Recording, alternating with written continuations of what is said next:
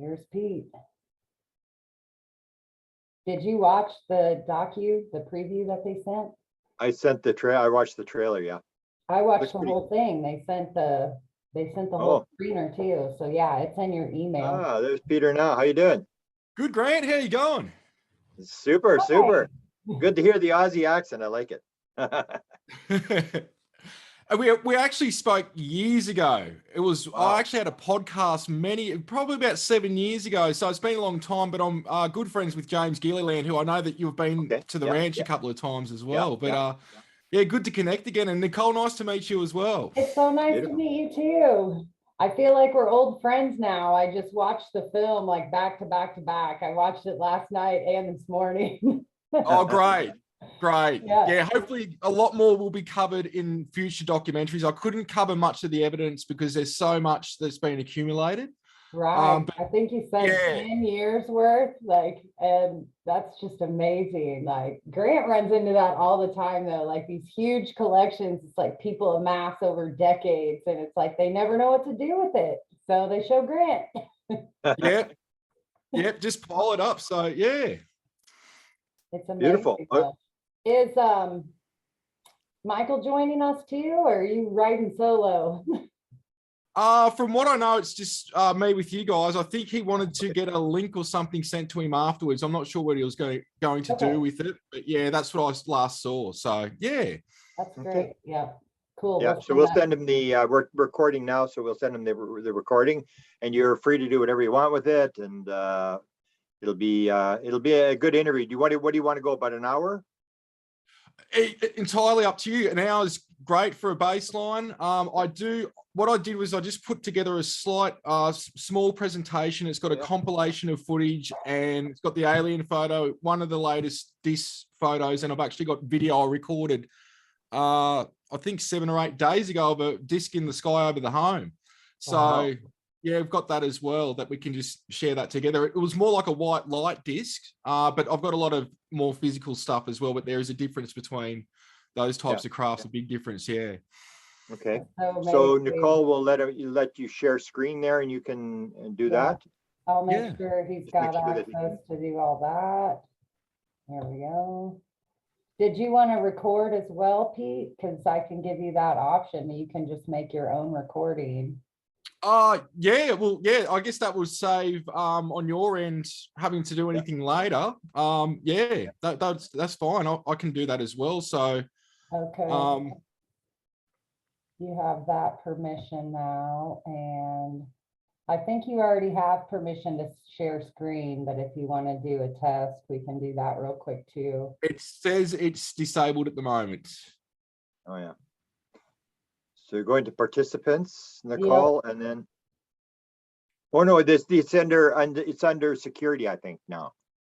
Oh, changing our stuff. Yes. Got it. Yeah, wonderful. Okay, are you ready to go? I'll do a little intro and then maybe I'll throw it to you, Nicole, and you can. Yeah, and I was just gonna give out a warning. If you see my screen go black, it's me corralling a dog or just making sure I'm still here. That throws some of our guests for a loop. They see it go to my picture and they think it's a technical difficulty. You're a busy lady. All right, Grant, whenever you're ready. Okay. Good afternoon, good evening, and because we have a guest from Australia, good morning wherever you are in the world. My name is Grant Cameron, and I am joined by my research assistant, experiencer, and co-author of the book Triangles, Aliens, and Messages with me, Nicole Sakich from Illinois, and I'm from Canada, and we're joined today by a really special guest. I always say in the UFO field that you will never know what this is about, what UFOs are about, until you talk to the people who are interacting with the intelligence. And we have Peter Slattery. Give it to me here. We just say Slattery. There's Slattery and Slattery, but yeah. Peter Maxwell Slattery. Peter Maxwell Slattery from Australia, and he's just come out with a documentary. He's got a lot of material, a lot of video I sort of see him like a Chris Bledsoe of Australia. And Chris has a lot of video, a lot of contact. So I'm always very interested to interact with experiencers who are interacting with the intelligence, because I've got a lot of questions. I'm sure Nicole's got a lot of questions.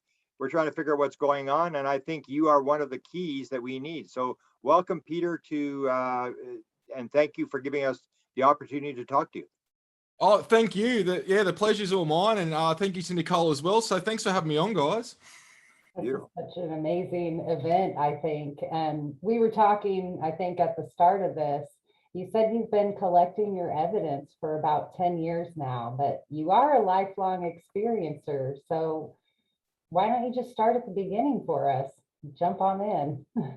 All right, so there's sort of a big bit of back and forth, and I'm going to try and condense this down because it's a daily thing, which is what I would call either through experiences or thought transfer. We could say telepathy, but basically the sort of thumbnail sketch version we could say is around the age of 7 is when I started having telepathy. Now, this was more what I could say is prophecies, predictions, in terms of just knowing things before things would happen. But my parents were just like, how do you know this? And we sort of just blew it off. We actually spoke to a doctor at one time about it, and the doctor said, well, it's nothing negative, so, don't worry about it. But we blew it off. There's a few things before that I haven't ever spoke about, but it's sort of because it's very vague.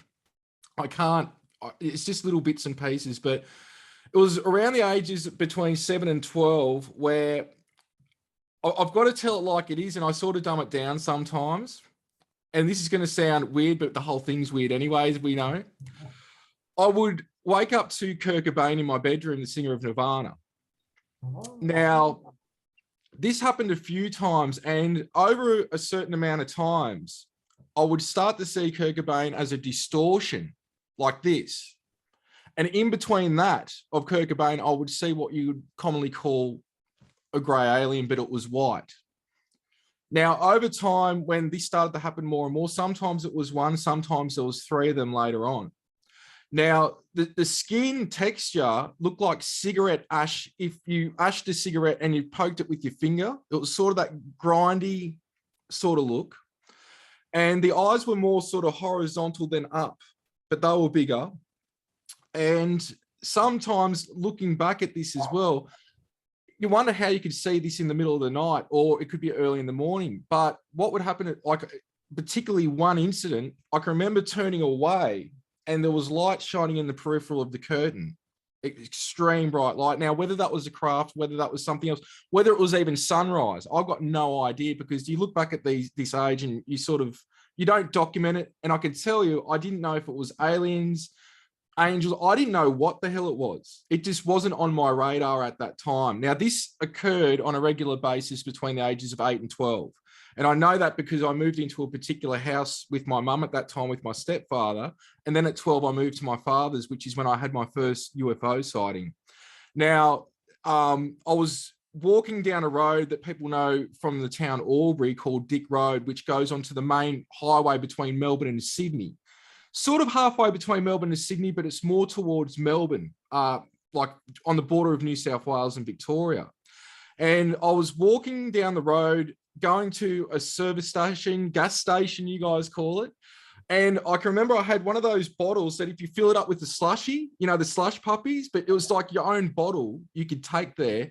And when you fill it up, the bottle changes colors. So I was going down there, it was a hot day. And what I saw was, it was like if you pulled a weight off the end of a weight bar at the gym and you put it sideways, and it was like a matte grey, and it went in front of this hill called Red Light Hill until it went out of view. Now, even now, I hadn't experienced in later years with this craft, and this craft is about 3 times the size of a football field. It was gigantic. Wow. To this day, I didn't even tell my parents about it at this time. Now my parents have seen this stuff with me. My brother's experienced, like everyone's seen something with me over the years. But at that time, I didn't even really, it was like, what the hell is that? But at the same time, it didn't, I didn't tell anyone. I didn't think about it. It was just like normal. But at the same time, what the hell was that? So I still wondered to this day, is it something, because I know that like, for example, I can even have up to 200 people in a park that you've seen in the documentary. There's probably about 50, 60 people, something like that, maybe a bit less. And some people will see the craft, some people won't. And this is during the day, most of the activity. So I still wonder to this day, did anybody else see that? Because it was massive. It was in the afternoon.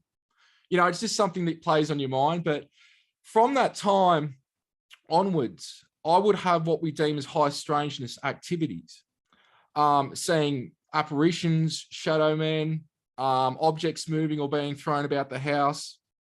And it wasn't until later on, probably in my early 20s, where I had an amazing daytime sighting with a friend of this orb going over a couple of suburbs in my hometown.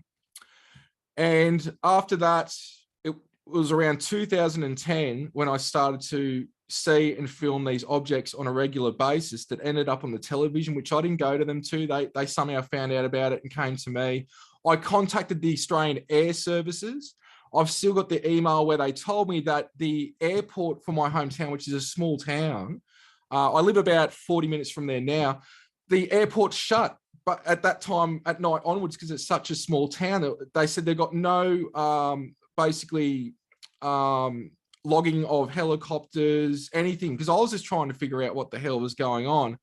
And from that point, things got pretty full on. So I know that's a bit, but that's just sort of like an introduction for where we could say the contact started. Can I ask a question? I'm doing a book on apports and manifestations because a lot of experiencers do have that.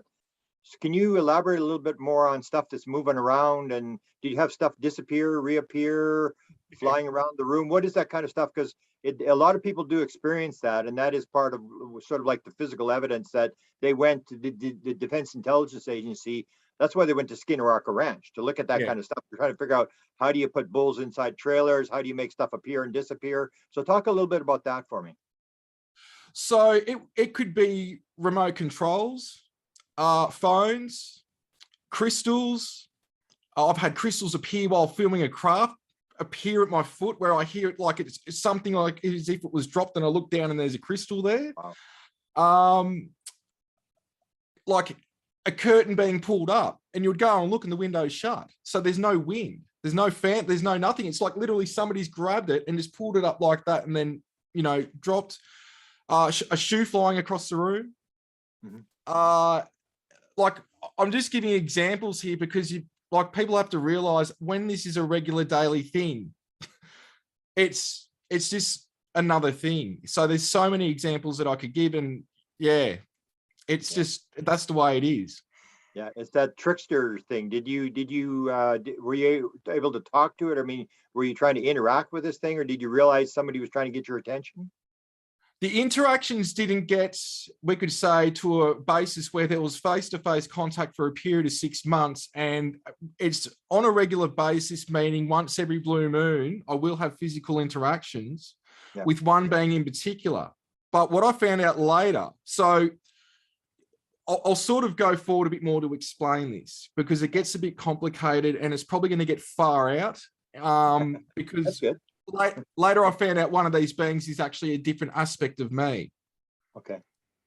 And I mean, that's with the physical interaction that people have seen this being. So this is where I'm still trying to compute with my human brain transdimensional information that I'm trying to understand. And like we go into the documentary, and we won't say too much, there's even been a group of up to 40 remote viewers of John Vivanco's team that came up with a lot of data that was completely blind to my case, and they came to the same conclusions. So this is where I've tried bringing in Jason Gleaves, ex-UK Air Force Aerospace, to analyze the footage and the data. And then I've got John Vivanco and his team that he was a psychic spy for the think tank for the FBI and worked for NASA and many other people and corporations. And then I've got over 300 witnesses in my home that have experienced this stuff, let alone thousands of people around the world. Anywhere I've gone, it's been experienced.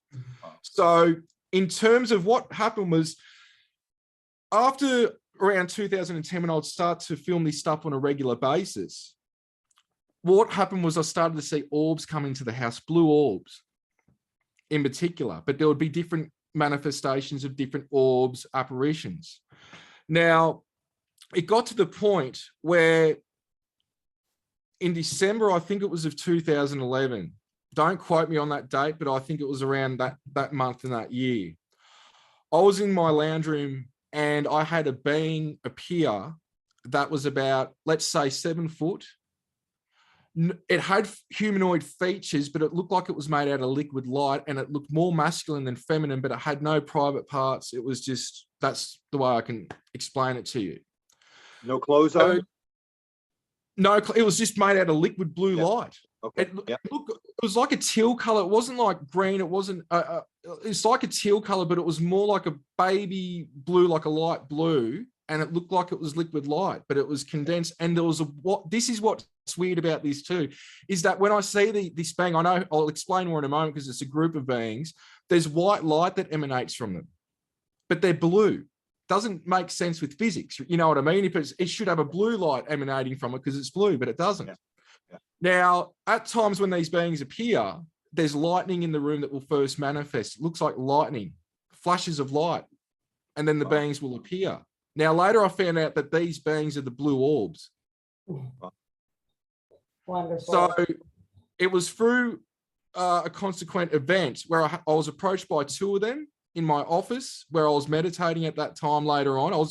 We could say meditating, relaxing, chilling out, and 2 of them appeared. And they told me that they were the Elohim. Now, with that said, the way that they described the Elohim to me is that there's different variations of them in color, like a rainbow light, and that our actual highest expression is all of us, our higher self is the Elohim. And through later contacts, they show me that we could say our soul is a cell of God's body, and that God itself is a cell with many other universes with their own planes and dimensions of a greater intelligence. And they showed me this, and I had to stop there because they showed it to me where everything was made out of purple hue dodecahedrons. So they'll show me a light blueprint to everything. And this is where even recently I've had contact with them, and what they'll do, and this is where one thing I'm trying to do is tell people that you were not going to get this. And I'll tell you now, I haven't got 1% of what the hell is going on out of a billion trillion %, but I know a lot. But I got no idea still. I'm trying to comprehend this. But for example, going back to 2010, I was the bloke that you'd call to a lot of the haunted houses. I was investigating stuff at that time, trying to figure out for myself what the hell was going on. And there is a big overlap between the paranormal community and the UFO community and the conscious spiritual community. And I believe that the way that I have telepathic communication with these light beings and extraterrestrials is the same method you could use, say, for elementals, fairies, Bigfoot. It's all through thought transfer, where I'm getting visions, I'm getting the thought to the visions, and I'm getting feelings and emotions, bang, in like a few seconds of like books of information.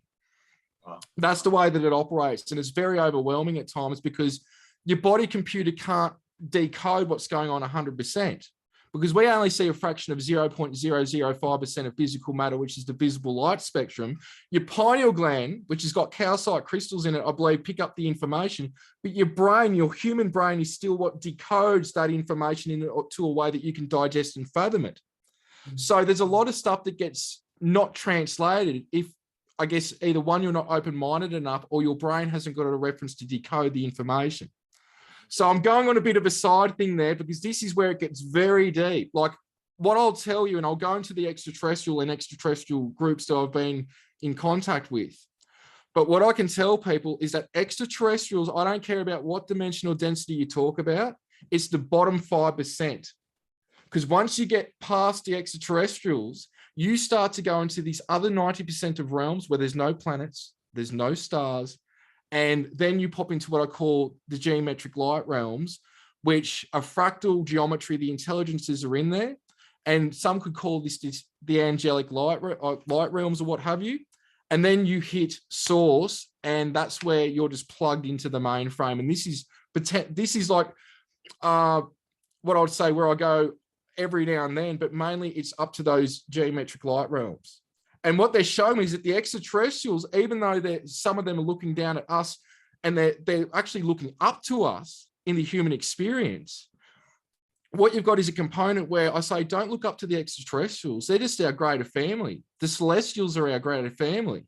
But the extraterrestrials are still going through self-mastery and inner development and their process to interact with the higher beings, which I'm interacting with. So this is where years down the track, I look at this, and this is like where it gets really convoluted. But there was a series of 6 months of physical interactions with a being that is known as Shiji. And the Shiji material is very well known in the community. They're best-selling books through a series of 3 books that explains a lot of what I'm talking about in layman's terms, that a lot of people read it and go, I know this, but I don't know how I know it. And how she appeared was, I think it was the 1st of January 2012, I think it was. Again, in my lounge room with her hands on her knees over the coffee table, staring me in the eyes. She's just teleported in out of nowhere. And there was messages about not knowing who I am and what we're capable of as a human race that went on from there. And this is a period of 6 months of interactions where I would even get her voice in my head to go outside, and the crafts would be there. And then I'd start to know when crafts were outside, and I'd keep going outside and the crafts were there. I didn't understand it. I wasn't fully understanding what was going on. And this is where a lot of people that have a UFO sighting, I'll say, did you have to go outside and get the mail or check on the car? There's always a reason, but what they're doing is they're sending a telepathic thought transfer to them. You've got to go and check the mail. They think it's their own thought because it comes through as their own thought. They go out, check the mail, look in the sky, and then they've got a sighting going on.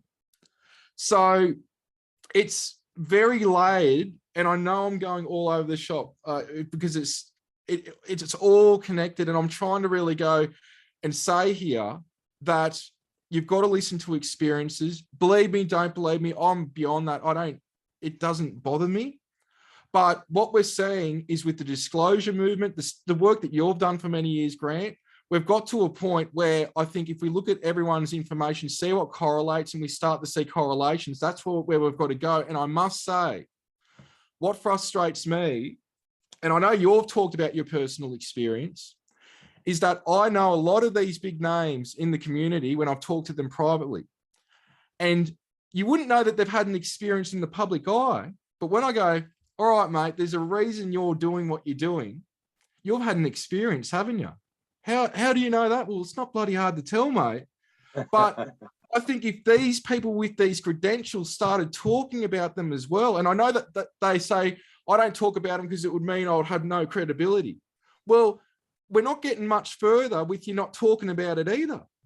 But if we started having the people with the credentials talking more about it, as well as, what we've got now with the military witnesses coming forward, I think we'll probably see a shift, because what we're doing isn't working. We're seeing slow footsteps, but we've got to do this ourselves. That's what the beings have told me. It's like, we can't come and fix stuff. We'll regulate, we'll check things out. We know about this with nuclear weapons and things like that. But it's like, you guys don't know what your potential is. And it's amazing. And it's actually beyond a lot of these extraterrestrial races. I was even shown and told that what the angelics can do, we can do in a physical form and go transdimensional, but we're not aware of it. So there's something going on here that's beyond what we can fathom. Let me jump in and just pause you real quick before we take this turn into our higher potential and why now, or why specific people. But let's get back to the high strangeness a little bit, because you have brought it up a few times, and I think you explain it beautifully. You have pointed out physical. I've had physical experiences, but in the documentary, you talk about physical experiences not quite being as physical as people think, like craft actually being like landing inside your house, or kind of this trans medium of physical and non-physical. I want you to explain it. This is why it's called multidimensional. And epic question, absolutely epic question. And forgive me if I'm speaking quick, and I'm going to try and calm down. I've had a bit of coffee and I'm just a hyped up person in general. So you're still not as fast as Grant, so you're doing fine. So the way I'll explain this, and I'll preface it with that I've spoken to Native American and Australian elders about this, and they were sort of taken aback going, you get this, all right? So what it is that, I'll give you an example.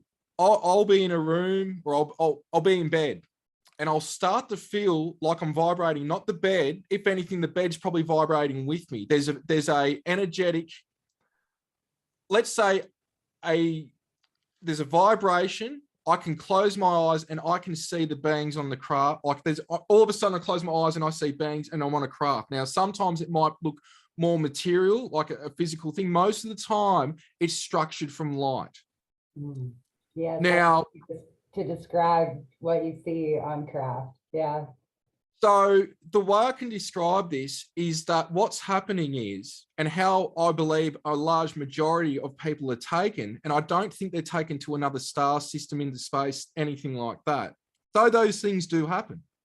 But predominantly what I believe is happening from personal experience is that they'll land a craft on you in apparition form. It will look like a ghost, a mist, and it will be defined. You could like it will be it's like seeing a ghost where you can see the outline. Sometimes it's a bit misty on the peripheral, but what they're doing is they're landing the craft on you, and then they can either vibrate your physical body on board the craft, or they can bilocate your part of your consciousness or your consciousness fully onto the craft. Sometimes what they'll do is they'll take your body full with the consciousness, and then they'll separate the body from the consciousness, take the consciousness to another group of beings that will take you to higher realms, because the physical body can't do it. And then they come back and then they'll put you back together. It depends who and what and why what's going on is going on. So this is where they've said the same thing, the Native Americans and Aboriginal elders that I've spoken to. Yeah, they'll land the craft on you, they'll put your consciousness on board, and then put you back. And what's happening is the craft's probably most of the time exactly overlapping the same space, but it's out of phase with you. So that's how it can operate like a ghost, and which is why I say that this whole phenomenon is mixed, whether it's ghosts, whether it's ETs, transdimensional, whatever it is, they're using the same mechanism. But what you've got is where beings are doing this consciously, because I've seen beings in their light body in Merkaba to where they don't need a craft. So it depends again on what type of being. But this is where on the video, on the documentary, I show one at ECETI when I was there. People could see it with me, but the rest of them couldn't see it. And there's a cigar craft like 3 foot off the ground, about 15, 20 meters away. We originally saw it at the other end of the field.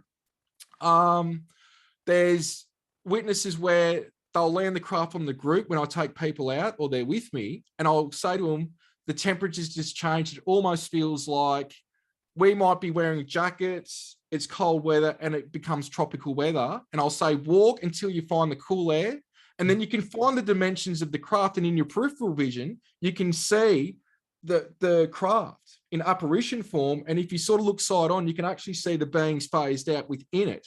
So when you walk in, there's a different temperature, and even sometimes there's a smell, and also there's a slight muffling to if you hear insects and things outside or traffic. When you walk in, it's got a slight muffle to it.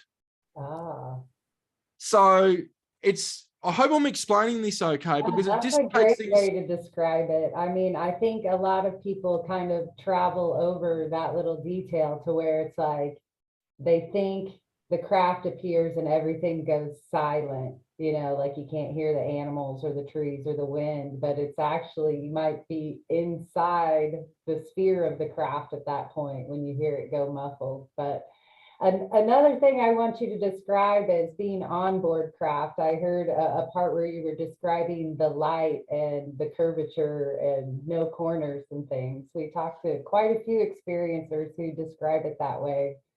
Yeah, so there's a lot of, like, we could talk a lot about that, and I've got a lot of like sort of notes and things, pardon me, I've jotted down over the years, because there's a lot of different intelligences that I've interacted with on board, different types of crafts, vessels, devices. So one of them that's connected to this group of Orions. Now, these intelligences have showed me that they're from Orion. I think it's Alnitak behind that belt. There's a civilization behind there in later data that they've shown me. Now, the way I can describe this is when I've been on board this craft, everything looked like it was like a whitish blue light.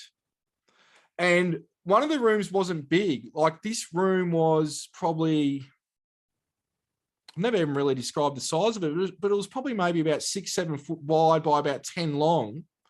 And the walls are just light, but it didn't hurt your eyes and you couldn't see through it. It was like a wall that you couldn't see through, but it was structured from light. There's no curves in it whatsoever.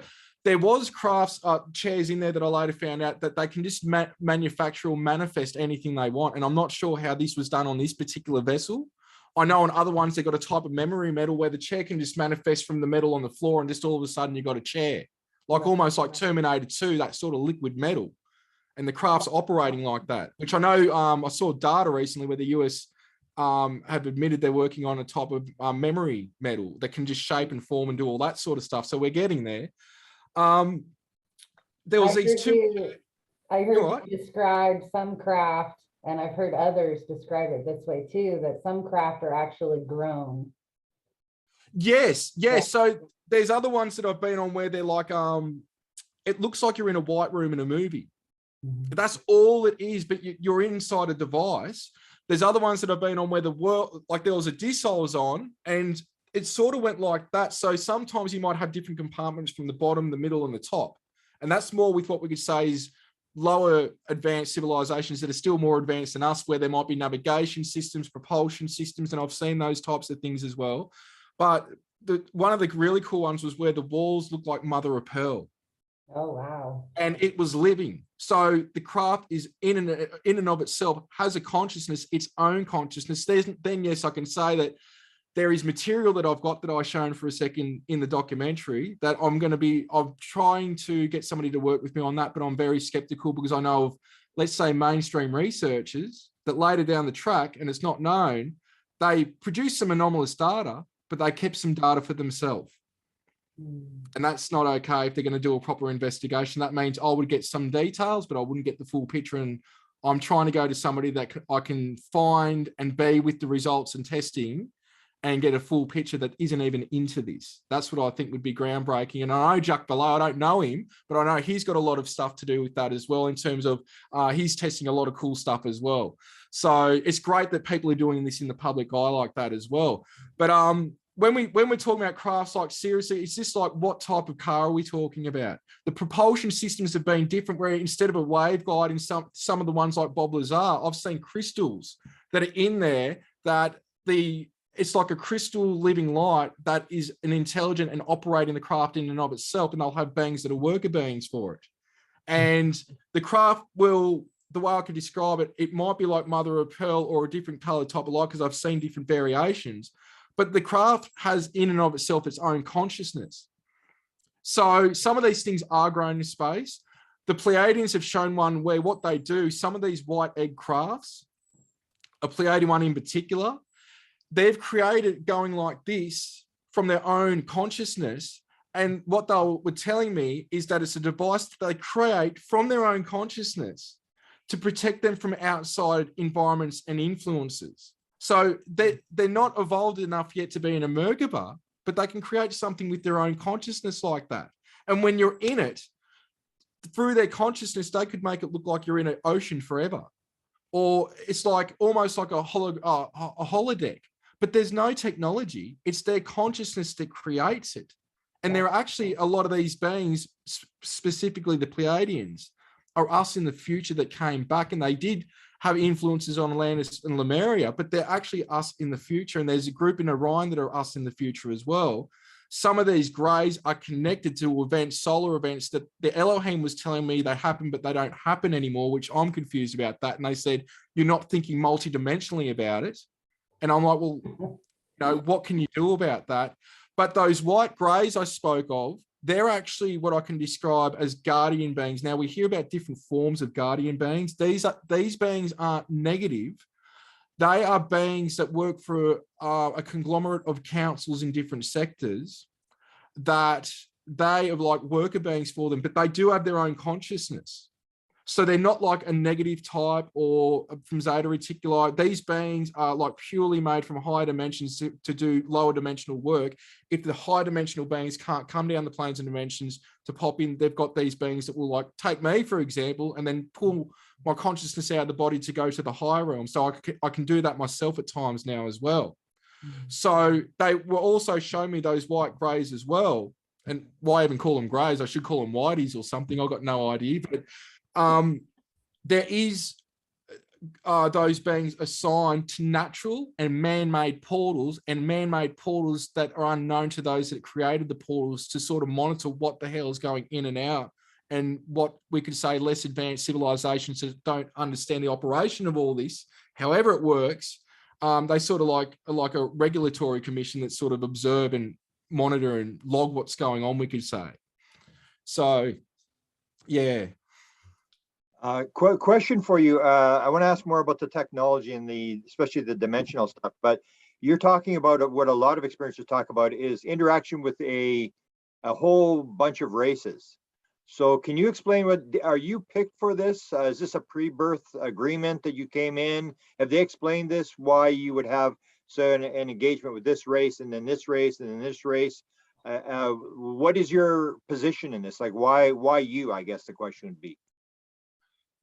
Well, it's not just me for starters. I believe that there's many around the whole planet. And I think that people wake up at certain times. So I have conscious recall of an agreement with the Elohim as the light blue light beings, I'll call them, before coming here. And I write about this in Operation Starseed, a book that I wrote about, where basically what's going on is, let's use when the Iraq War happened after 9/11.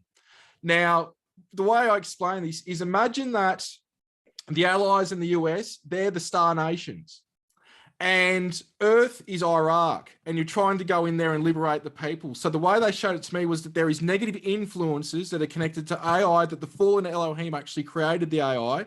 And this is what we could call archons, reptilians, the list goes on and on, serpent beings, shadow beings, all these different energies, right? So the way they've explained it to me is that it's like we're dropped off in a war zone to liberate the people, meaning Earth and its consciousness, and help raise the consciousness. But we've got no weapons except our consciousness to help liberate the people, while they stay up there, like the support in the air and everything else. Now, with me, I don't want to say too much because I want John Vivanco to explain it in the documentary, because it's not me saying it, and it is similar to stuff that they've told me. But basically, I don't even know how to explain it. It's like I've got to over 50 races that I've interacted with, and I don't even talk about any of this except with James Gilliland. And James is like, this is just normal. But you know, James gets it, which is why he's like a brother, a father, and a best friend to me. We've been friends for about 7 years, and he'll stay here for a few months. I'll go there for a few months. So James has stayed with me a few times and he can tell you what he's seen himself, 100%. So, at the end of the day, we could say that I am somebody to bring through messages and to help spark the consciousness in one's consciousness to open up to a greater reality of who and what we are. And that, like, things are a lot bigger and beautiful than what we can imagine. But I don't like to say too much. It's not, I don't want to be in ego, and I don't want to be that I'm special, but there is some things where it goes out of the ballpark. But I'll let John Vivanco explain that in the documentary. So I hope that's okay. Yeah, no, Grant. I mean, because you do have the thing I always say, what I was told is if the world is one life, then that's one world. But if it's multiple lives, that's a whole different world with different rules. So if you come in on a multiple life thing and the soul contract idea, which I ask most experiencers about, then it comes in that you have a role, you have a mission, and a lot of experiencers know what their mission is. And so I think you're basically spelling that out, that it's not that you're anybody special, but everybody's come here for a certain reason, to learn love or whatever they've come here to do. Well, that's a very common thing. The way they explained it to me was, when we leave source to go out within source, it's all about experiencing and gaining knowledge. Now, within the human experience, because we're a conglomerate of many different races, and we're sort of like an experiment that's not done like this quite anywhere else, we could say, from millions of years that this has been, I believe longer than that, going in the billions of the process of what we are now, we're still carrying on, we could say, this experiment of being a super being in the 3D realm. Now, emotions are amplified, love's amplified, hate's amplified, but to be able to overcome those obstacles and get to a love frequency and a higher consciousness frequency, it's like once we earn and get to that point, we can actually surpass all these intelligences. Is what they've shown me, that other universes are watching in on this, which means other gods with their own planes and dimensions, which are a cell of the greater body that this universe, which we would call God, universal consciousness, it's like it was hard for me to grasp, right? We think of God as everything, but no, this God is everything in what it's created. It's got a unified field. It's got all these planes and dimensions emanating from it, but that's one of billions, and that makes up a greater body. So it's like I say, imagine your body, imagine your God self as a cell of God's body. Now imagine God's body, a cell of something greater that's another greater body. And the human experience is unlike any other, the way they've explained it to me, but there's so many things that we're here to rectify at this time. And there is an ascension process going on now. Ascension gets blown out of proportion in this community. Fifth dimension, going to a new earth, those things happen. Rainbow light body, another example. But what we tend to forget about is ascension in the human experience, raising one's frequency, being boots on the ground, being here. So many people want to be in the fifth dimension. It's like, you've done that. You've come down to help here.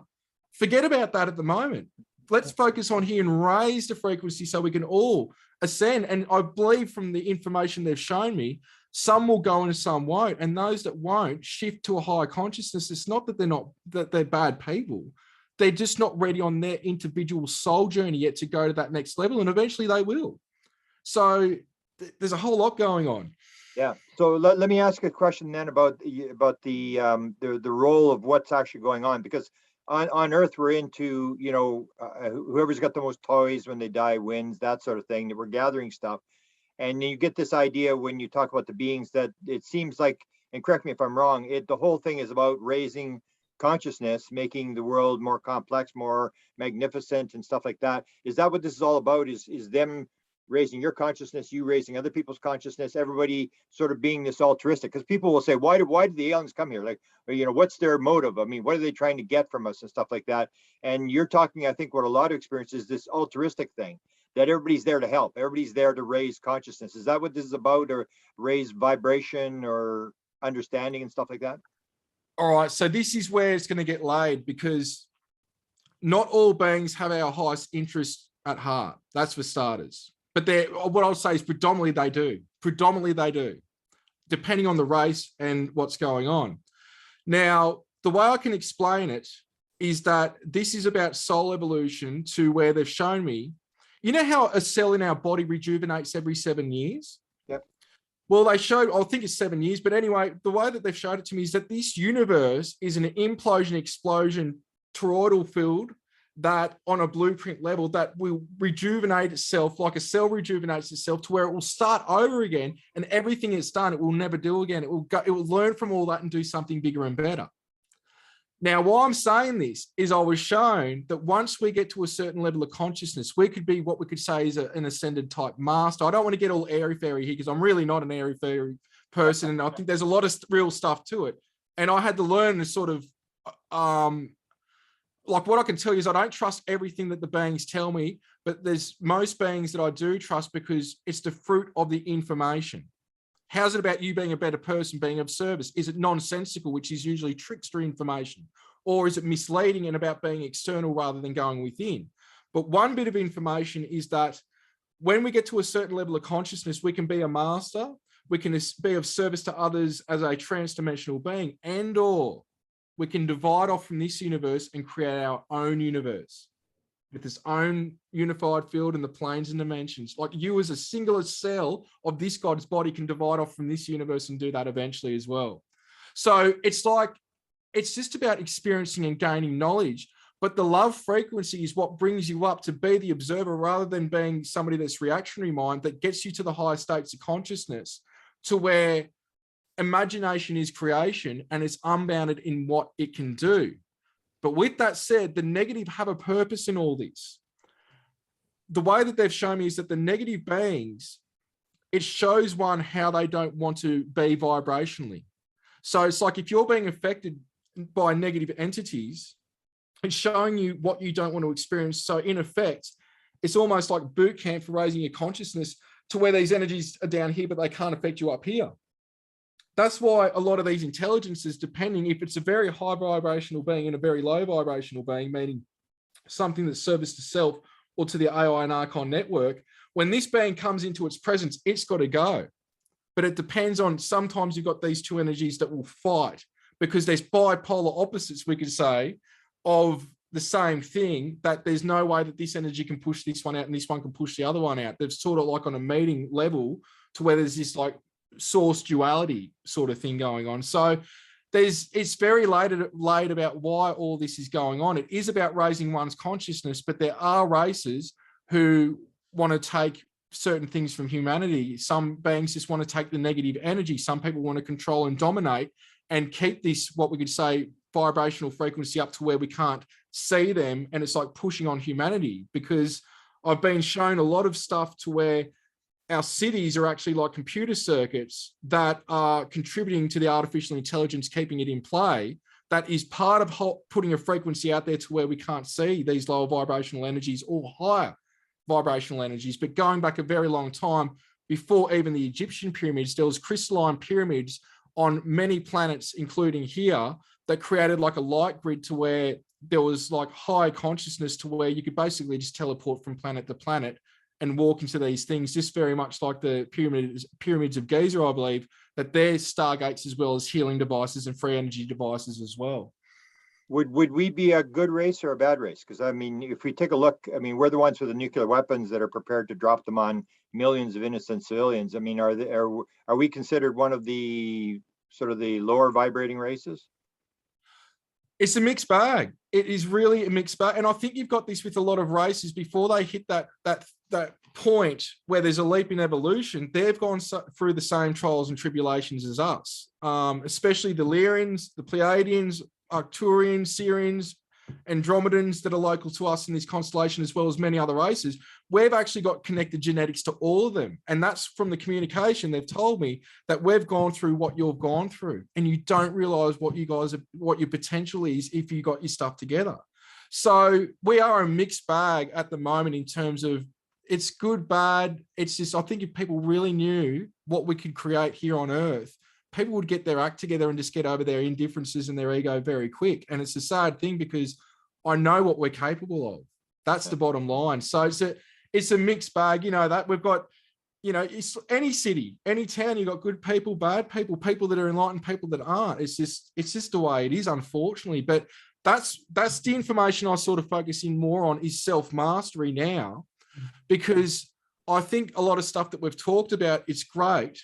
And all the experiences talking about is educational, but at the same time, I think we've got to bring it back to us. How's any of this information helping us as humans get our stuff together to evolve? Other people just want to keep looking at information and they're not getting, especially a lot of researchers, they're not wanting to go down the conscious path where it leads. So many researchers I know, they focus on government documents and this and that, which that brings validity. They've got great credentials, great background, but you talk to them privately and you know this, it always comes back to there's something that snaps in them going, it's all about consciousness. And it sounds airy-fairy at the start. It's all about consciousness, man. But at the end of the day, it is about consciousness. I think the government stuff and the fear stuff sells better. I think that's what a lot of it's about. Yeah. No, I've talked to this with Gilliland and he said the same thing. It's just what sells. They don't want to go to this next level, which starts to bring some answers in. And yeah, that's where the answers are. I agree with you. That's where we start to figure out what's going on. That's what I said. That's what's important. Yeah. Well, let's talk about something else that's a little important. I think most experiencers start off in this quest very isolated and introverted, but then we start meeting other people that help us along our journey. And one of those people that you met and helped you is Mary Rodwell. So would you like to tell us about your relationship with her? We love Mary, by the way, but yeah, talk to us about how you guys found each other and the work that you've done with your experience and how she's helped you. I call her Mama Starseed. And for those that don't know Mary, she was a nurse, she was a midwife, counselor. She's a hypnotherapist and counselor now. She's worked with thousands of experiences. And I was like back in the day when I was telling you, or back in the day, but years ago when I was telling you about my sightings and I was going to the air services and people like that, I was even going to UFO organizations. Never got anything back. Never heard anything. And I was alone. I was in an apartment by myself. It was a very hard time in my life, very hard time. And Mary responded to one of my emails, and we started to talk on a not a regular basis, but like sort of every now and then we'll be exchanging emails and might Skype. And then one day I had a missing time experience in broad daylight with a flying saucer above me that was, I think it was above my car probably for 10 minutes before I noticed when I pulled over and got out, it was sitting there because of that vibration I was telling you about. Yeah. And Mary did a regression with me, and in that regression, I think it's somewhere online, you can see the beings speak through me. It's not me talking. It's me talking for probably the first 5-10 minutes. And then I start to convulse and the body just pops up and something else starts talking through me. And at later hypnotherapy sessions that Mary wasn't involved with, the beings were turning on and off the lights in the room, the cameras, doing crazy stuff. So Mary became like a strong source of support that, let me just say, she's very tapped in. Like, she's very intuitive as well. And through Mary as well, I got to work with children and meet these children that were like next levels of me that were coming through later than me, that I was like, people think, you know, I've got some crazy stuff going on. And I talk to these kids and I'm like, these kids are bringing in some amazing energy and they're connected to some crazy stuff in a good way. I'm not putting them down at all. So Mary and I have now been friends for probably about 10 years, give or take, maybe a bit more. And she's just been a sense of support that she always, not just with, we could say, hypnotherapists where a lot of them can lead on, she never led on, but even with my own experiences as somebody that I've talked to personally, she was showing me that I already had all the answers. It was because, and I tend to find this with a lot of us, and it's a human thing, I think, that until we get a high level of consciousness, a lot of us act this way, which is if we can't see, touch, taste, smell something or get external validation, we just fob it off. But she was showing me I have the answers the entire time sitting within me, and how by going within, I can access that and meet these beings halfway. And so I could even say that James Gilliland's been a friend like that as well, because he's been with me, I've been with him. We've had some crazy stuff happen together at the ranch and here. And that's where, to me, it's like him and Mary are like, they're just like family on another level, like elders that are that have assisted me and thousands of others to sort of see our own potential within. They won't tell us what's going on, what they think's going on, because they know that I've got it. Sometimes they'll share ideas, but to me, when they're talking to me, it's like, you know what's going on. You've got it within you already, because usually I've spoken the answer and I just fob it off. So yeah, especially Mary, she's just been, like a mother to me as well. Wonderful. I could just listen to her for hours. So she's got like the sweetest voice and she seems so caring all the time. Like, I think she would be a perfect confidant. Yeah. Did you want to chime in with anything? My mind's reeling. I got a couple lurking still. Oh, I maybe we can go to the images now. We can do that, and then I've got a few more questions, but I'd like to get Peter to share screen here. And you've got a lot of physical evidence. This started what, in about 2009, 2010, the photographs and stuff? 2010. A bit before then was stuff that I haven't really talked about, but 2010 is where it's just been continuous from there. So is it okay if I play the trailer quickly as well? It's sort of a quick presentation slideshow thing. So I'll just open this here. And you did the whole documentary. You're in charge of this. You're the producer and stuff. Yeah. Well, the funny thing was that James, John, and Jason, the three J's in the documentary, okay, they were saying to me, you should just do something yourself, because I actually made James' documentary Contact Has Begun too. So James has said, all three of them said, you should make something yourself, and I ended up doing it. So wow. But can you guys see the screen now? Yes, we can. Great. I'll just press play and take it from there. What is this all about? Oh, sorry. What is this all about? Why are we being interacted with by this range of physical and non-physical intelligences? My experiences started at a young age, and typically what people refer to as like the grey alien. And his evidence speaks for itself. The evidence that Peter was showing there, his video footage of craft, of all different kinds of craft, it's almost like they are being told, it's time to come out because we're here. Pete's genetics, they've been manipulated and they're different than a normal human. This has been happening to him since he was a child. When it got pretty serious was when I started seeing what I could term as like blue orbs coming into the house, floating around, doing whatever they do. Applying enhanced filters to the footage, grey with large heads, large dark eyes, almond-shaped, small nose and mouth. We saw that this was indeed an alien in his house, and there wasn't just one though, there was basically a whole crew of them. We know who's on the ships. Begs the question is, why is this not available to the public? It's crazy, but it is what it is. The one we know as Pete is not so much one individual. Of course, the data reflects somewhat of a rotation of beings that can and do go in and out of Pete's body. Frankly, he's described as being an experiment, being a multi-dimensional alien type experiment.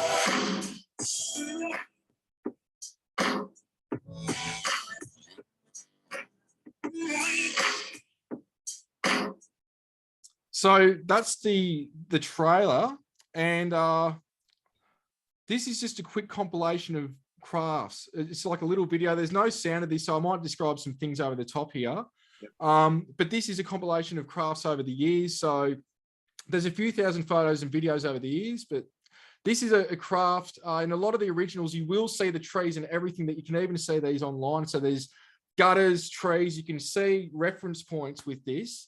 And a lot of it is during the day, as you can see here as well, and infrared with some of the nighttime stuff as well. And I'm using, it's more like colored infrared that I'm using these days as well. So there's been many, a lot of people talk, and it's not saying if people don't have evidence, they're not to be, believed or considered for the information. But when you get this over and over, that's what sort of gets me talking to other people as well, going, all right, you're capturing stuff. And it's not to say that, people, again, who don't have evidence, you can't just fob off. But I had to train myself to carry a camera on me all the time. I've always got a camera at, a couple of meters at the least. If I need to get something quickly, I've got a camera everywhere, in a car, in the house, in the garage, wherever I am. So yeah, this is the type of stuff that I've captured over the years. And a lot of the time I'll just get a thought transfer, like with the orbs. I'll either see them before and then start holding the camera up, then the orbs come in. A lot of people mistake dust particles, stuff in the air for orbs as well. It's unfortunately, I've got to tell a lot of experiences that comes to me, it's a lens flare, because you've got the sun in the photo and it's creating that orb and things like that. And a lot of people get disappointed, which I don't like to comment on people's stuff, because they get upset if it's about, let's get truth and real with this. Yep. That's where I'm at with it. We can't just be like, this is what I think it is. It's not going to hold up. That last one, can I just ask a question? That last one you showed, was that a fleet video, like where you've got 10 or 12 of them? Yeah.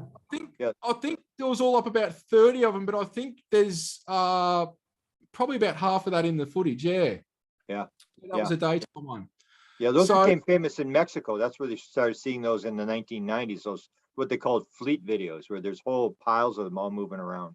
Wow. That's pretty hard to fake. If people are going to try to say you're faking it, I mean, that's pretty hard to fake that. Yeah, and I'll be releasing Ibanis. I've got Ibanis as well, or UFO clusters as well. I had a lot of stuff up. I've pulled it down because I'm going to represent it on the YouTube channel over the next year. I've got so much I've got to do, like with videos that and a lot of it is in 4K. Wow, so it's not 1080 HD or anything. It's in 4K. So that's just to give you an idea. A lot of it's clear. Some of it I've got telephoto lenses. Some of it I don't. It just depends what I can use at the time. So this is an image that was analyzed by Jason Gleaves as well. This was taken last year. I didn't see this at the time. What happened was I could hear something on the roof of my cabin, and it was different from a possum. It sounded like somebody was walking on the roof. And then I could hear, it's like somebody walking on grass and leaves out the back of the cabin. And nobody was in the location I was at the time. So I was just like, something's going on. And I just went out, took a few photos. This is what was in one of those photos. Wow. I didn't even check it for 10, 15 minutes. As soon as I got it, I sent it straight to Jason Gleaves and gone, do what you're going to do with it, mate. Send him the original, look at the data, tell me what you got. And he's like, that's a friggin' grey. So yeah, I think that Takes you back. happens more than people realize, and it's not really talked about, like this compulsion to go outside and take a picture. And sometimes, like, I think you've pointed out that you just snapped like a picture outside of your truck, and then this is what showed up when you looked at it later. So I think a lot of experiencers undergo that, and I think it needs to be talked about more in the community, actually. Well, it's like with the grey alien video, I couldn't see that. But what I would see, and this is what my family said, they said, you finally got it. Because what I've been saying for years is it's like something's behind the wall, popping its head out and going back. Like if you're watching telly or you're sitting somewhere eating food, you'd see just something like that, but it's in your peripheral. So I left the camera there, and that's what ended up on the camera as well. And Jason brought detail on that to where you can see it blink. You can see it blink in it. We'll get to that one in a second. Yeah, I think if you're going to show it, but that one is very compelling, and it actually, that one kind of hit with me, because it's like you just said, like I experienced this where I feel like there's behind me, you know, and the one good look I had, it was almost, I describe it through the James Bond tunnel. And I opened my eyes and I could see his eyes through this tunnel, and then it just vanished. And it reminds me so much of your blinking one that comes into frame. Like, it's amazing.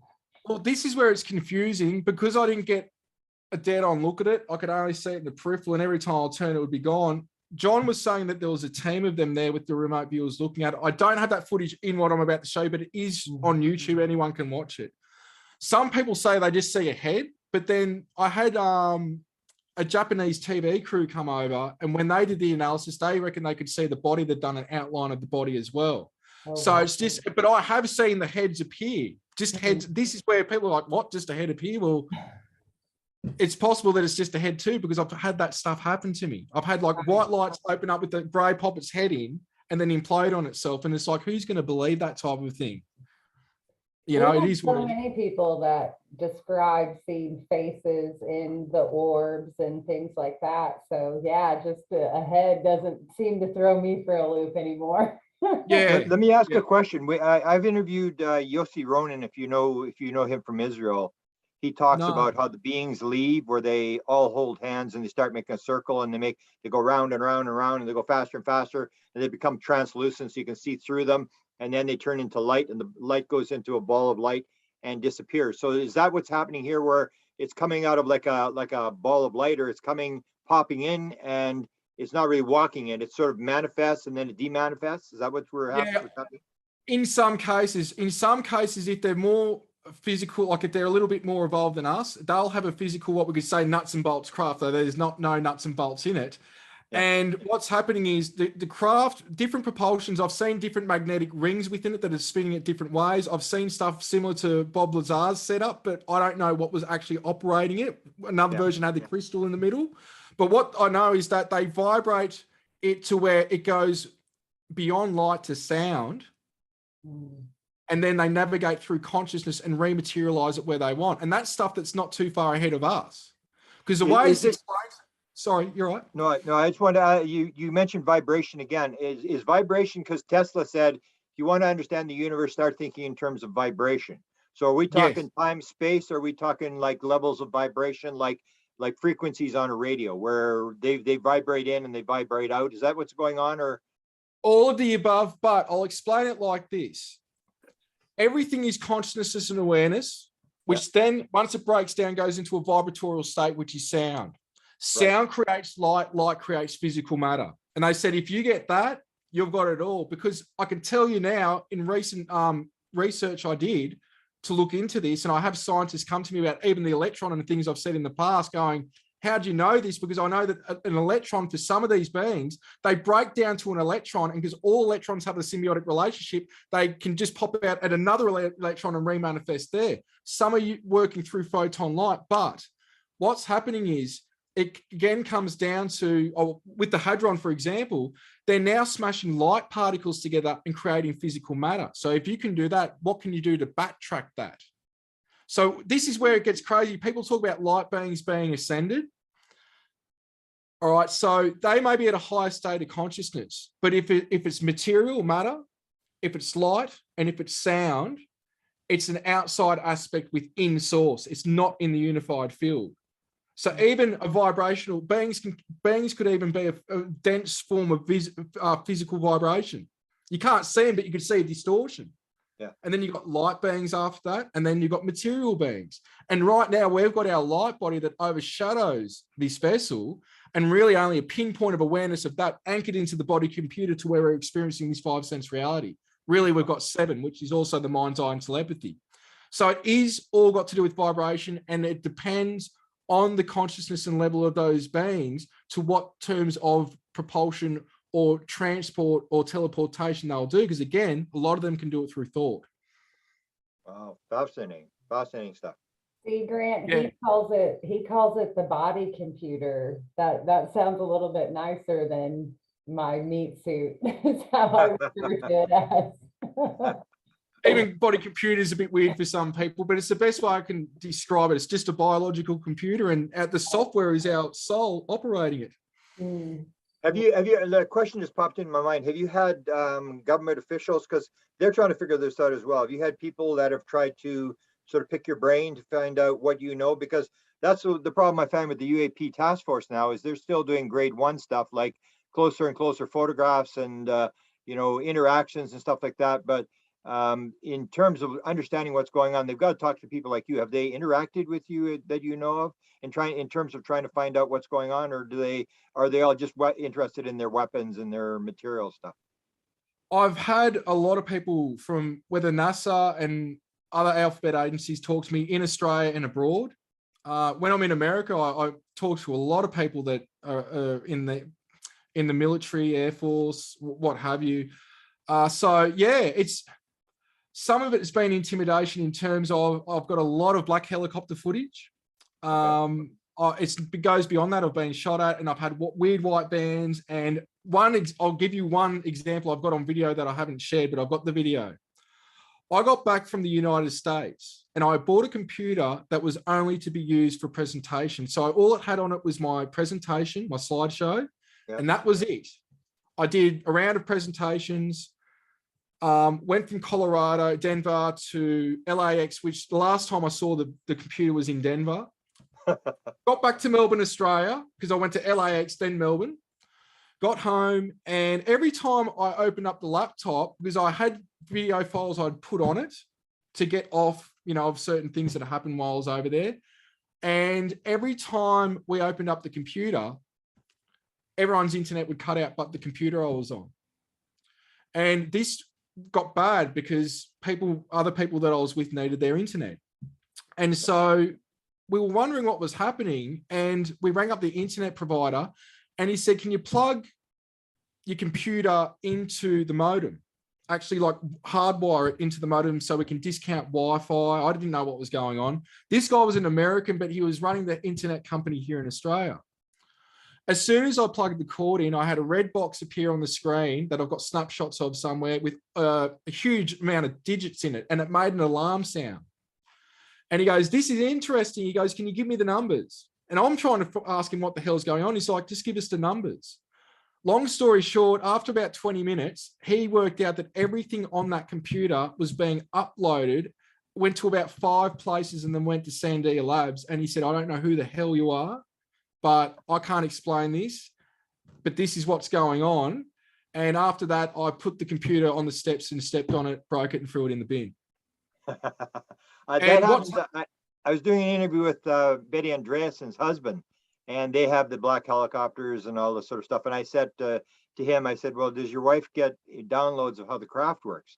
And then he said, oh yeah, she draws them all the time. And I said, well, are you surprised they're following you and tapping your phone? I mean, they're trying to figure it out as well. Well, these types of interactions with people in military personnel, and that go back to probably 2011 at the earliest. And it's predominantly been not harmful or anything like that, but I've got lots of black helicopter videos and some weird things to do with surveillance and that. So that's just to give you a brief, I guess, thumbnail sketch of that sort of thing. That it's, there's people that I speak to. A lot of people are coming to me for information because it's like they're being blackballed within their own community, within the military community, that it's like they've they've at a status that you think they'll have access to things, but they've been told they're on a need to know. Yeah. And it's not like they're a president or a politician where you've got a certain amount of years that you hold a position. They've been doing this for years and they're told they got their access denied. So that's why they've just wanted to talk to me, get my ideas and my experiences and sort of where I'm coming at with things. I think just to sort of put their mind at rest somewhat, that they learn something about this phenomena. When you're talking black helicopters, are you sure that it's government? I've got a few people that have got the experiences of the black helicopters. And what I noticed when they showed me them, especially a guy, Tony Bintz out of London, most of his black helicopters have got UFO orbs in the photograph. And I said, and so I put it on the internet, and a bunch of experiencers all showed me their photographs with black low-flying helicopters with orbs in them. And I'm going, well, what's the chances there's an orb? And then I started to wonder, you know, do you think the government's that sophisticated that they, like in Australia, you're having the black helicopters in Australia? Yeah. Well, I've had military helicopters, whether they're camo or black, and then I've got other helicopters that are like your normal helicopters, but they're black and there's orbs flying around them. Yeah, that's what Tony showed. Like in London, he's at the hospital and it's like 75 feet above the hospital. And one's a police helicopter, one's a black helicopter. They're all different types of helicopters. And then he starts showing me these orbs in the photograph, and I'm going, I wonder if this is like a trickster thing, whether it's because it's I mean, I always thought it was government until I saw these orbs in the photograph, and now you're describing as well these orbs in the photograph, which seem very strange. Like, what's the chance you're gonna have a low-flying helicopter with an orb in the photograph? Yeah. Yeah. And in one of them, it's a video, and it's like doing its own thing in control against what you'd think the propeller would be pushing the wind down, or however it works. It's going against all that. So yeah. And this is where it's interesting, because like yourself, you're talking to a lot of experiences around the world and you're finding commonalities. This is the stuff that we need to be doing. So, and that's what you're doing. So this is great. Yeah. One of the things that the experiencers talk about, and maybe you can talk to it, and that is about a lot of people. Nicole and I just did a book on triangles, and a lot of experiencers have triangles on their body. They find these triangles. And I actually was on an interview last night, and some guy from, I think it was Thunder Bay, Canada, came on, and he had a triangle on his body. So have you had the implants and the triangles and that sort of stuff? Yes, there is. I think in the documentary it's shown. I've got you back on full screen just so I can see a bit better now. So I've got marks, scoop marks. Some of them will glow in the dark for about 30 days with the black light. Some people told me to do that, and I did it one day, and I'm like, damn, there is something to that. Did you ever try the magnet across marks to see if you can get a? No, I haven't tried that. No. Oh, that's an old Dr. Lear trick. He would Roger Lear, implants and see if one would, pop up. There's been implants, and there's also been the triangle marks. Trying to think of anything. There has been weird bruises appear on me at times as well. So there's been like a conglomerate of just different things where it will, like, I'll just feel something and a bruise will appear. Or one night I was having dinner and my hand hurt, and I looked down and everyone's like, look, you got a scoop mark on your hand. And it was done in real time while I'm just eating dinner. And the way they explained it was sometimes I'll just do something like that because there's been something done to me biological to see how things are going. So it's like they only need a pinprick. They don't need, a whole lot of anything. It's almost just like a little testing for them to just check how you're going energetically with what, I don't know if it's, in my case, it could be upgrades, as we'll probably say, but I don't want to say that. But yeah, just certain things that are being done, because there is some stuff like my creatine levels are extremely high, really high. And I got told with Michael Lee Hill and another bloke on UFO Hunters, their creatine levels were through the roof, and they had the same story. And mine's through the roof. I was meant to be wearing glasses full time once I was 20. I don't need glasses anymore. And I had to have 3 optometrists walk in and go all at each other going, you don't need glasses anymore. And I'm like, nothing. And they said, well, we can give you the lightest prescription. All it will do is make you see the stars better and clearer at night. And I was like, give us those anyway. So yeah, my eyesight's reversed. So do you consider that a healing? Yeah. Yeah. Yep.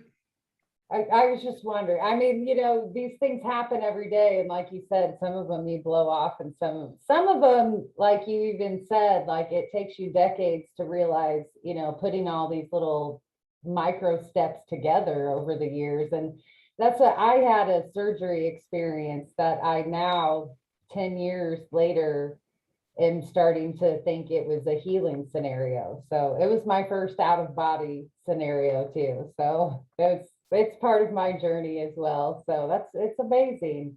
Well, yeah, that's the trick is some people start out with like just multidimensional experiences, or they've got physical experiences, or it's just completely astrally. But that's what was hard for me, is a lot of this is physical, and then it went to the outer body and the astral stuff. Mhm. So it's like just integrating that as your transformation, because it's just a lot. Like you lose a lot of friends, family, people think you're nuts. And then all of a sudden, you're going through these crazy things. And then you're like, all right, some of these things are actually in my head, but it's not just in my head. It's a multidimensional experience, either astrally or through the pineal gland. Well, and let's bring that back to your scoop mark you said happened in real time.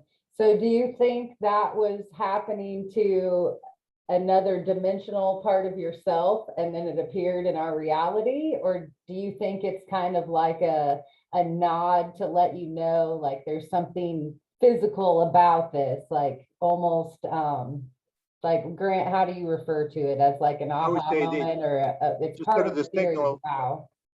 Yeah, just sort of the signal, this wasn't a dream. This actually happened. It was sort of like that kind of Right. thing where they're, because a lot of it doesn't make sense why they would do that, except to sort of, it's the same thing as why would they make stuff fly around your room and all this kind of stuff. I call it, I have a thing called the theory of wow, where I think a lot of what they're trying to do is just keep your attention. They're trying to keep you involved in the whole thing. Unless it's weird, you don't pay any attention to it. And when it's weird, you start thinking, what's going on here?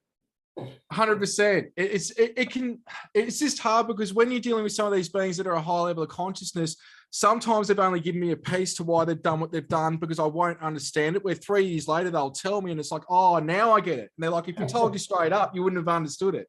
So it's just Right. depending on the film. Yeah.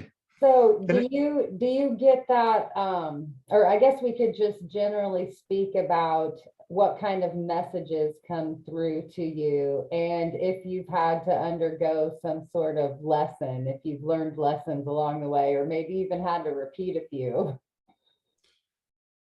A huge transformation. People that knew me 20 years ago know me now, and they're just like, this is not the Pete that we know. Some just can't be around because it's just like, who the hell is this person? Other people are like, this is a great version of Pete. So, there's a lot of what we could say things to do with inner healing and trauma release that I've had to go through. And I've been a meditation teacher for 10 years, and remote viewing and yoga, a lot of things that led me to all that, to go on my own journey, learning different modalities and techniques for inner development, because it wasn't about, oh, I'm in contact with ET, which a lot of people that aren't contactees, it's like, wow, when you're experiencing it, you got to integrate it. It changes your life. And then over many years, it's like, it's not about them. It's just like another friend, family, but it's about you here on this mission to uplift your own consciousness. And you, by playing your part, enough of us do it, we're going to see this sort of roll-on snowball effect. And so a lot of it's been about just transformation and self-mastery on discipline, on service to others, being caring, being thoughtful, looking at things from an observation point of view rather than reactionary mode. I would have done this, I would have done that, voicing your opinion on somebody that, unless you've walked through their shoes, who knows why they've done what they've done, and why do I have a right to put my thoughts onto them? So this has been transformational in everything like that, how I eat, how I treat myself, exercise, downtime, love for my family, love for my friends, trying to have a balance in the human experience while being here for this mission of, I guess, sharing the messages and for people to do with that what they may. So it's changed many aspects that I'm still integrating it. Like, I have experiences come to me and they've just had something happen. And I say, look, what I'm about to say isn't to belittle you, but your mind is like, imagine that snowball thing, how you shake the thing and the snow's all in it, like the Christmas things. You got like a Santa in it, you shake it and the snow's everywhere. I say, your mind is like that right now, and you're integrating what you've just experienced, what the hell is going on. And I say, I'm here, 37 years old now, and it's just starting to settle. So it's like, don't think you're going to understand fully what's going on overnight and you're going to get to the bottom of it. This is a journey and you need to be at peace that this is a journey and look at the fruit of the information. Don't do what these beings are telling you. Because even they've said to me, it's like you're your own being. Where you guys are going to learn this yourself and see what you're capable of. We're here to assist. And they will jump in at times, as you know, with nuclear weaponry and things like, certain things they will jump in on it. But at the end of the day, it's something where I say to experiencers, you think it's got crazy and you've just had this sighting or you woke up and there was an ET there or whatever. I'm like, this has just begun. It's just, and it's not out of ego or anything I say, it's to prepare them that what you think you know now, like I said, it's not lying, but they'll give you a concept and then a year later or 2 years later, they'll give you another concept. And then years after that, they'll give you another concept. And you'll see that if they didn't put the dots down in that way, you wouldn't have understood the concept that's the real concept. And even when you think that's the real concept, that might be a stepping stone for actually and what's really going on. So this is where it's just trying to be the best human you can be, where I say this to a lot of people about their families if they don't get them or understand them. It's very hard for a lot of experiences, including myself. But I say, as long as your friend, your family, who you surround yourself with, as long as they'll give the shirt off their back to help their fellow human, they don't need to know this. They'll learn or get into this if they're meant to, but as long as they're just being a decent human being and learning and experiencing, gaining knowledge and whatever it is, they don't need to know this. It's not to say for me who needs to know who not, but that's being a good person. That's what we need. Right. That's all we need is people to just be good people. It's the basics, and we tend to forget that. Beautiful. Can I go back just quickly to the abduction? Because you've had a lot of these experiences. I don't know if it's every day you're having experiences, but you know that Jacques Vallée has, reservations about the abduction phenomena, and Kit Green says none ever. Edgar Mitchell says none. And you've talked about this thing about how they move you. Is there actually a physical abduction, or is it always being done through this out of body where they change the vibration and they move you onto the ship through this vibration thing where you're in what sometimes they would call the matrix reality, where you're sort of in a different place, time and space doesn't really fit? So what do you say to the idea, like the idea where people really don't see other people being abducted? What's actually going on in the abduction process? Is there some physical stuff where it's an actual physical thing where they take you out of the house and you walk into the craft, or is it all this sort of vibration thing where they're coming in at a different vibration?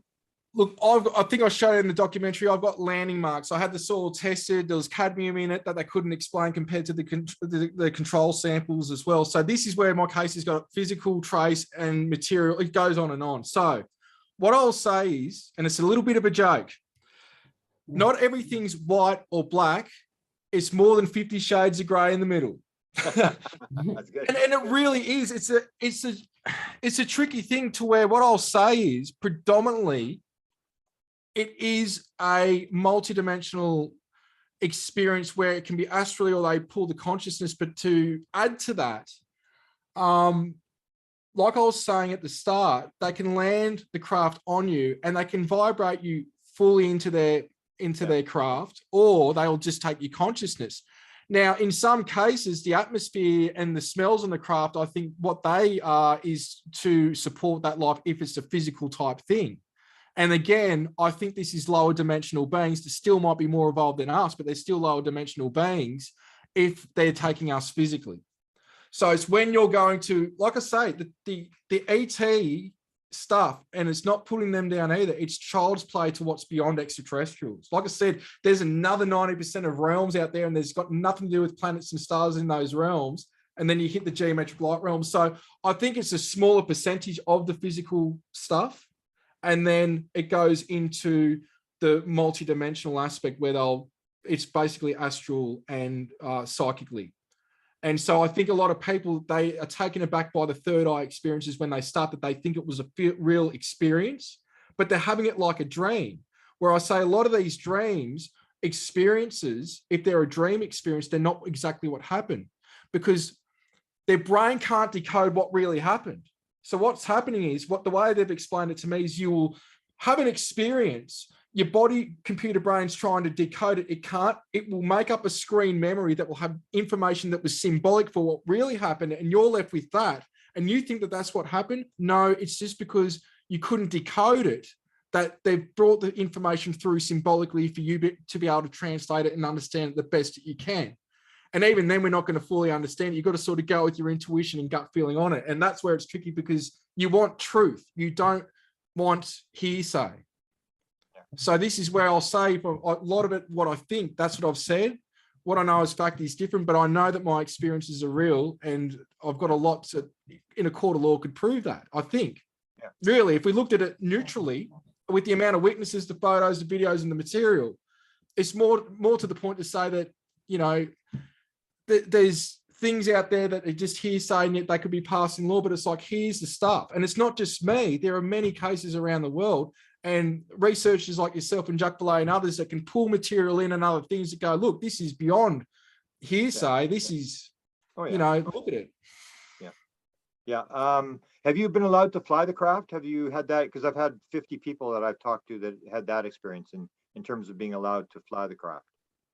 Yeah, it's more a conscious connection to the craft. So the ones that I'm talking about, there's not like, you know, a steering wheel or it's through thought. That some of them, they'll have, you put your hands on the armrests, or even just being on the craft. In some of them, if they're highly developed, you don't need to even put your hand on anything. You just, because you're in the craft, your light body's overlapping the craft's light body if it's a conscious craft.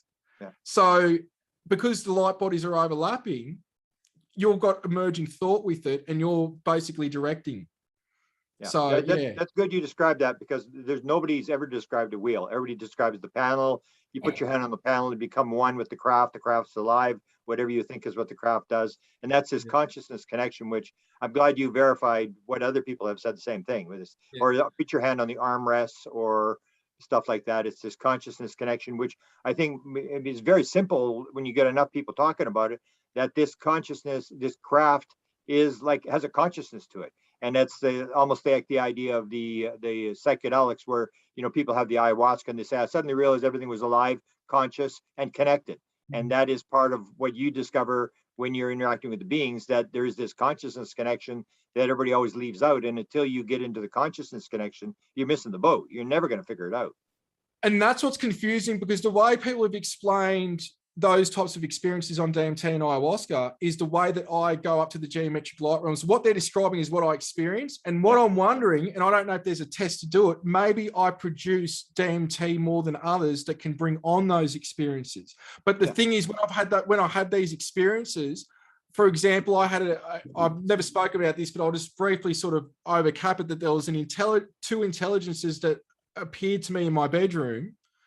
And this is like 5, 6 at night, sun's still up. This isn't, I'm asleep. I was just in my bedroom, and they were told me they were outside, and I went outside, and then there's this craft that I filmed that was 3 red lights in a saucer shape, like a saucer shape around the 3 red lights. Yeah. And before that, the visions, and this is when those experiences started to come on with the geometric light realms, which are angelic type entities.